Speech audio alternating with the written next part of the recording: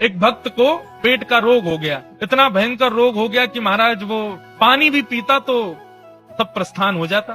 लेकिन उस भक्त का नियम था, वो जगन्नाथ भगवान के दिन में 8 बार दर्शन करता था, लेकिन पेट के रोग की वजह से मंदिर ही नहीं जा पा रहा था। समुद्र के किनारे विलाप कर रहा था, भयंकर रोग हो गया था, मलमूत्र में सना हुआ पड़ा था। तभी जगन्नाथ भगवान प्रकट हो गए और प्रकट होकर के उसके अंग पर लगे हुए मलमूत्र को ठाकुर जी अपने हाथ से पोंछने लगे। भक्त ने जब देखा, भक्त ने हाथ पकड़ लिया, बोले ठाकुर जी आप क्या कर रहे हो? बोले तुम्हारा शरीर मलमूत्र में सन गया है, उसको साफ कर रहे हैं। ऐसा मत कीजिए नाथ, आप भगवान हैं, आप परम पवित्र हैं, मेरे तन के मलमूत्र को आप साफ क्यों कर रहे हैं? बोले क्यों, भक्त मेरी सेवा करता है तो मैं भी भक्त की सेवा कर सकता हूँ। आपकी बात ठीक है, तो फिर एक काम करो ना, मेरा रोग ही दूर कर दो। जब आप इतने ही सामर्थ्यवान हो तो मेरा रोग दूर कर दो, मेरे मलमूत्र को साफ क्यों कर रहे हो? मुझे ठीक कर दीजिए, स्वस्थ कर दीजिए। भगवान बोले स्वस्थ नहीं करूंगा।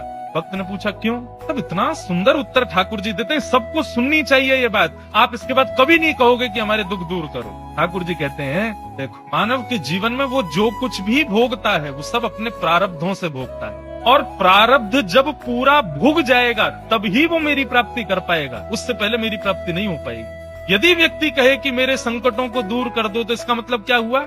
उसके प्रारब्ध से जो उसको भोगना था वो नहीं भोगा, और यदि वो नहीं भोगेगा तो मेरी प्राप्ति नहीं हो पाएगी। भगवान कहते हैं अभी यदि मैंने तुम्हारा रोग ठीक कर दिया तो प्रारब्ध तुम्हारा इकट्ठा रहेगा, आज नहीं तो कल, कल नहीं तो अगले जन्म में भोगने के लिए तुमको आना पड़ेगा। क्योंकि ये तो संसार का नियम है, जब तक हमारे पाप पुण्य दोनों हम भोग नहीं लेंगे तब तक हमको वैकुंठ नहीं मिलेगा।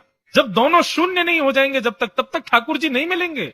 और इसको शून्य यदि करना है तो आपको अपना प्रारब्ध भोगना तो पड़ेगा। इसलिए ठाकुर जी कहते हैं प्रार्थना ये करो कि बल मिले, ये मत करो कि दुख दूर, संकट दूर।